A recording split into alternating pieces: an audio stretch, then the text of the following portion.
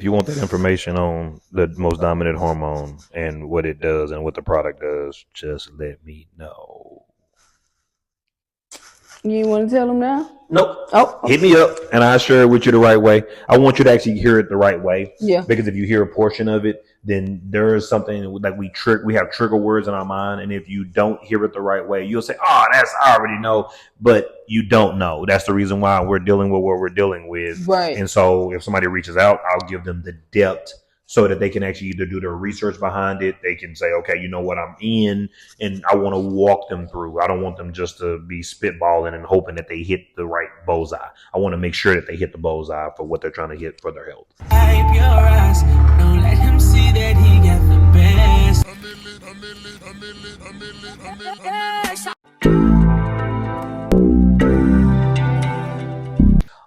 So you got two choices in life.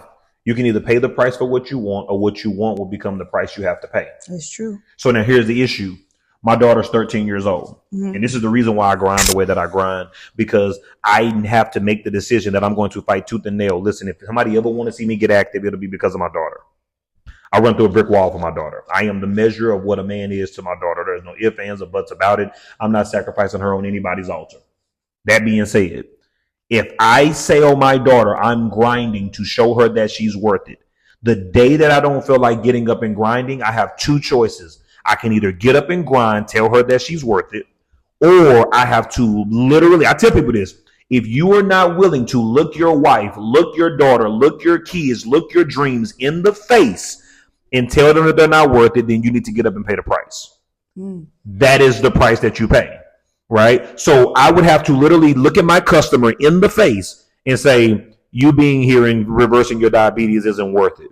And if I'm not willing to do that, then I'm going to answer the phone. I got you. Listen, so because that is the measure of what it should be. If I say I'm in the boat with you, you ain't going to roll. Yeah, I can't even answer the question today. I ain't going to even lie to you. No, I'm in the boat with you. I'm in the fight with you. You know what I mean? So. And that doesn't mean that people don't go through things. That doesn't mean that you don't have highs and lows. That doesn't mean that I haven't had a moment where I was unavailable. My grandmother passed away a couple of months ago. Like, that doesn't mean life doesn't happen. And I thank God that he's surrounding me with people that give me grace, that can kind of fill in the gap.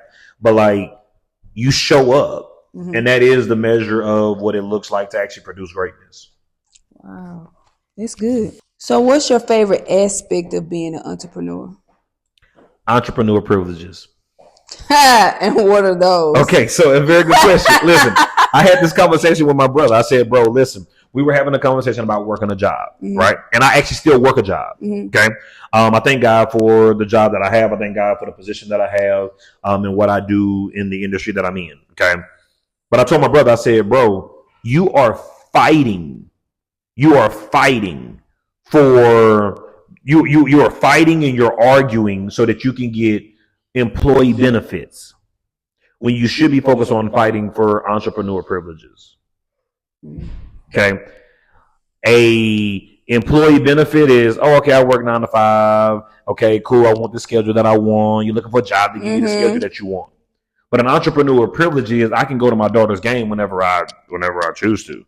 I can decide to, hey, you know what, we're going to take a trip and then get back and my account is bigger than what it was before I left.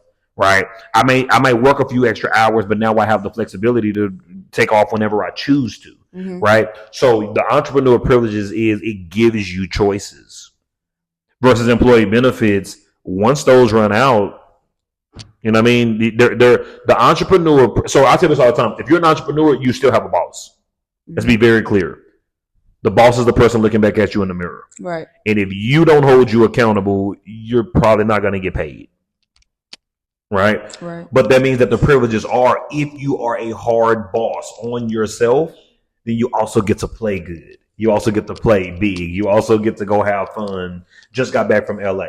Went to Hawaii back in April. Went to Japan last year. Went to Austin. This year, I've taken 7 trips this year. Right. Different places around the world. Went to Orlando. And the opportunity to get back and not worry if there's still money left in my account for the rest of the month. Right? The ability to be able to grow your income without a cap. Okay. Right? So within the span of me deciding to be an entrepreneur It took me 6 months and I was at 5 figures a month. Damn! Right? Dialed all the way in. I was at 10 grand a month within 6 months of me dialing all the way in to really put my foot on the pedal.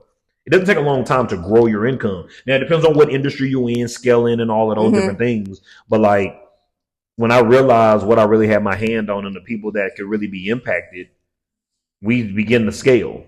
The dude who shared it with me, shared it with my brother, he makes about 60 grand a month doing what we do. The dude who shared it with him makes about $1.3 million a month doing what we do. Wow. So we're talking about being able to scale and really create leverage. So for me, I would actually, more than all of that, I would say leverage. That's what I would say. My favorite part. Would you also say freedom? That's what leverage is going to give you. So most of the time working a job, you can only make money from a linear standpoint. Linear income, I clock in, I get paid. Even doctors, I clock in, I get paid. Even nurses, I clock in. But doctors don't have a cap though. No, but they only get paid linear. So you either have, so it's three different things. It's three different boats that stuff sits in. Most people are either have a lot of time, no money, or they work all the time, have a lot of money, no time. The goal is to have both of them, to have time and money in the same boat. So a person with no job that wants to just be able to do whatever they want to do, most of the time they don't have any money because they don't actually want to work. Right. The person who works all the time, they might make $500,000 a year, but they don't have any time to enjoy it. Doctors are on call a lot of time around the clock, like literally. We ain't talking about just customer service. We're saying they could be on vacation and they get cut short because they got to fly. Like you're really working 60, 70, 80 hours a week. Wow. Right. But then if you can take the income that a doctor makes and you can have the freedom that somebody who don't have a job have, you put those in the same pot, think about the quality of life that they gives you. And that's what leverage actually gives you. Somebody said something to me and it stuck with me. They said, if you don't learn how to make money while you sleep, you'll work to the day you die. I agree. Passive income. Yep. So the leverage, that passive income, is the thing that I love most about being an entrepreneur. Okay. That should be everybody's goal as an entrepreneur, though, to have passive For sure. income. I don't think that's everybody's goal. I think that there's a lot of people that don't actually understand what really being an entrepreneur really means, or what it means to them is different. Right? Okay. So for some people, being an entrepreneur is just to be able to say that they can slap their name on it and say that it's theirs. And that's cool, because that's what woke up in their spirit, to be able to say, this is mine, my slice of the pie, I'm a whatever it is, and this is mine. So if they make $200 a month, they're more excited about the notoriety of being able to say that this is theirs than anything else, right? And I'll give you an example. I wrote a book and I published a book in 2021, and I got reviews from the people that I did sell it. It's on Amazon, right? The 4 Pillars of Greatness. But I wasn't trying to go be an author. I wrote the book just to solidify and give validity to me being a motivational speaker. Okay. Right. So I never did a book release. Now, when you read the book, you're like, man, this is a really good read. I can't believe you ain't pushing it. I can't believe you ain't sharing it. Yeah. Like the reviews that I got people telling me, man, this or her really unlocked to help me get to the next other side. Yeah. Right. But it wasn't necessarily like the thing that I was going for. I wrote the book because I said I was going to write a book. So I followed through on writing the book. Got it. There's some people that are entrepreneurs. So it was a goal for you that you wanted to strike off your list. 100%. It wasn't really, okay. 100%, right? So for some people, the whole book is their career, which is cool. But for me, it was just, I'm checking a box. Yeah. Some people that are entrepreneurs, they're checking a box to be able to say, yeah, I got my own business. Yeah, I'm an artist. Yeah, I'm a whatever it is. They put out one thing and it validifies them that they are, they've made it. Yeah. Right? And then you have the person who says, I want to go create legacy. And in order to create legacy, I have to get to the top of the ladder, scale, climb over to the next ladder, get to the top of the ladder, scale, get to the top of the ladder. And they're going to keep on fighting because they're trying to get to the next level. You know what I mean? So it depends on what you're looking for in your entrepreneurship would determine what kind of entrepreneur you would be. I totally agree with that. I like that. Name a time you had a challenge and what did you do to overcome it? Just a challenge in general. Oh, All right. with being an entrepreneur. Okay, so I think for me, my one of my biggest challenges was actually saving money. Okay. Yep.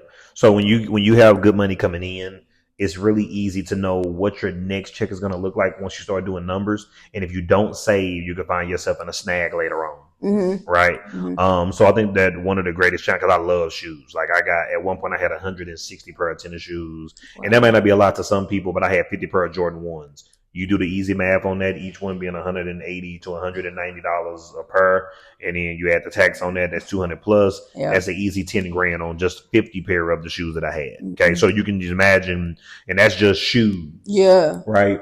That ain't talking about my Escalade. That ain't talking about the Beans. That ain't talking about the trips. That ain't talking about. And so you look up, a lot of people make good money. Mm-hmm. They also live to the full extent of the ends of the means of that money. Right. Right. Right.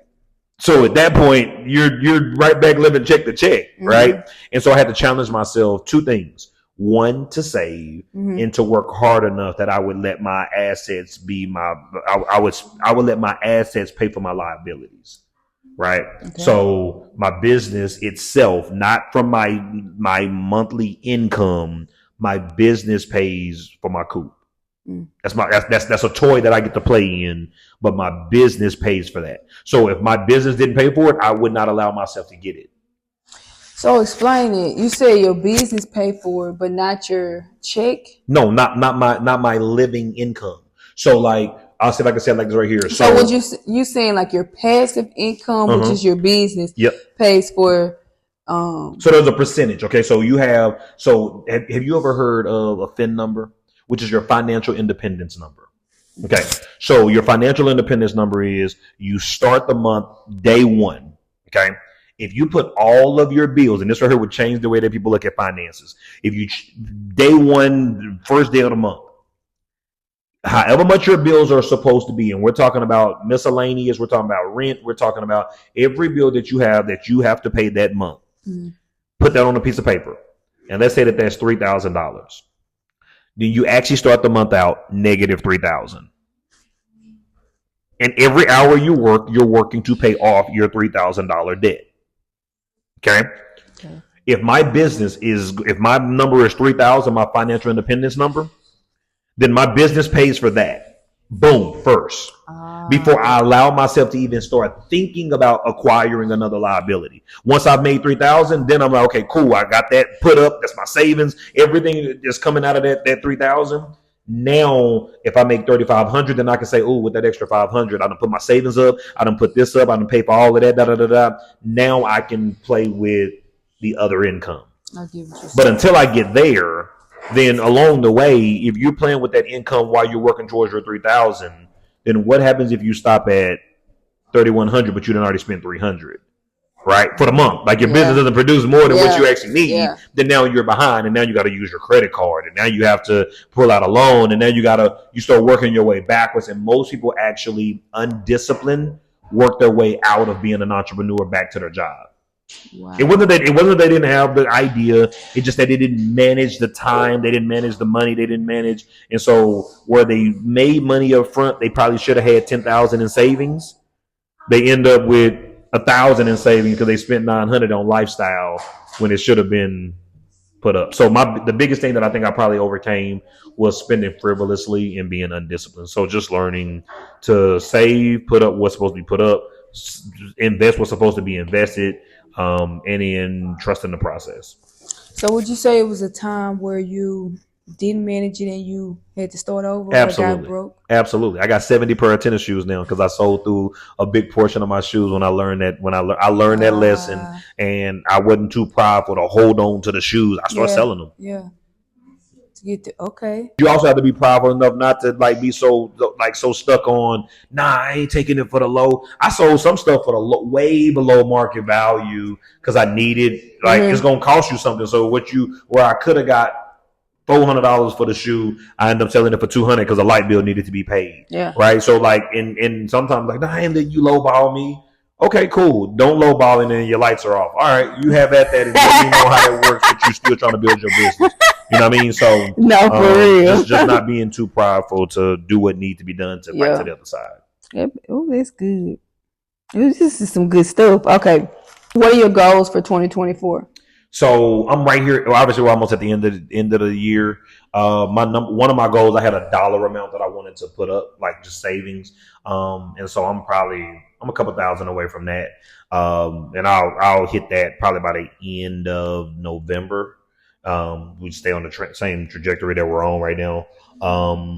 I got a certain amount of people that I wanted to actually impact. So the big goal is 100,000 people, 50,000 women, 50,000 men. It's going to take about 36 months to get to that number. Yeah. Right. And so we're working, and obviously we're pushing towards a couple thousand right now. And so the crazy thing is that while you're working a goal, if you don't see it with the right perspective, you don't realize that it's going to exponentially grow. Right. There's a breakdown, and they say, would you rather have $5 million or $2 million in cash, or a penny doubled every day for 30 days? You ever heard that? I haven't. Okay. So I'm not sure exactly what the number is, but which one would you pick? $2 million in cash, or guaranteed a penny doubled every day for 30 days? It's the penny for me. I'm gonna have to say the two. I'm gonna have to say the $2 million. Okay, listen, nothing wrong with that, but that's the way that most people hear the information. The 2 million, they want those extra commas. Cool, but you got a penny, and then you have 2 pennies, so now you're at 3, and then you double that, you're at 6, and then you double that, like, so it's doubled every day, and it comes out to like $6 million at the end of those 30 days. So it's doing the right things long enough to know that it's going to exponentially grow. So the easy way to put that is this right here. If I told somebody about this product, they told somebody about this product, right? So now we're at 2 people. If both of those people told a person about this product, we're at 4 people. And then those 4 told 1 person each, we're at 8. And then those 8 told 1 person about it, we're at 16. And those 16, we're at 32. And so you're only at 32. Okay. Keep on going. 32 to 64, 64 to 128, 128 to 256. You're only at 256. Keep on going, right? So now we're at 512, right? Keep on going. Now we're at 1,024. And when you get to 1,024, you're like, well, at least you got a comma in your number now, Right. Right? But you know how far away you is from 100,000, right? You know how far you are from 100,000. Okay, keep on going. You're at 2,000, and you're at 2,048, right? Then you're at 4,000, and so at that point, the moment you get to that point where you get to that 10,000 mark, where you're only like 4 doubles away from being at 100,000, but it's doing the right thing every day in order to get to those numbers, right? So we're at a couple thousand right now, and we're working our way to 100,000. So 2024. We're almost at that number as far as the number that we wanted to finish out 2024 with, going into 2025 far as momentum goes. We also missed the goal. So one of the goals was to make the Thailand trip. Ended up missing it because I was distracted. Okay. If you're an entrepreneur, distractions only look like distractions when they're done distracting you. Okay. So whatever your goal is. Sometime in the midst, you just overlook it. Listen, but for the most part, after. Listen. So we missed it. We were we were tracking, and we were moving. Allowed myself to get distracted, and we're talking about probably missed out on probably $15,000 a month during that time. Jesus. Yeah. So got back on track and working the plan, and but literally had to look yourself in the mirror and own where, bro, you allowed yourself to get distracted. Sis, you allowed yourself to get distracted. You got to own that, because if you don't own it, it's probably going to happen again. It's only a matter of time. Right. But when you own it, then now you're able to be watchful of it to make sure that it don't happen again. Absolutely. Oh, as a parent, what are some sacrifices that you've had to make? Trips that I wanted to go on. My daughter, like I said, if you ever want to see me get active, anything my daughter needs, we're going to make it happen.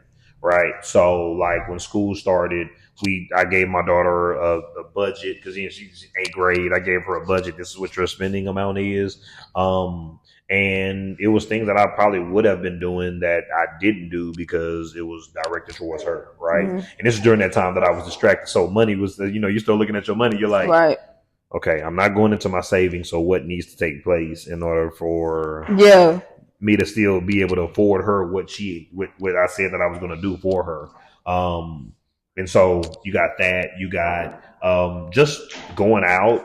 And I've never really been a club or anything like that, but just you're sacrificing the things that maybe you would give yourself the ability to do that you don't need to do if you're really going to, like I said, give your child, whoever your kids are, the lifestyle that they really deserve. And then how can we find you? Oh, just J Gaines Inspires. That's on every handle: Facebook, Instagram, YouTube, TikTok. J Gaines Inspires, and that's JGAINES Inspires. You got it. Do you hear it? Make sure y'all write this down, take notes, and reach out. Make sure you reach out because this is real good information and it's really helpful to our community for real. And then last but not least, what would be your relationship status, just in case somebody sees this interview and want to know your status? I'm taken. I'm dead. I am dead. You heard it from the horse's mouth. The man is taken. Baby, I love you. I am dead. Well, that concludes the interview. Thank y'all so much for watching. Make sure you stay tuned for the next interview and make sure you check this man out because he is worth the look and the help. And if you want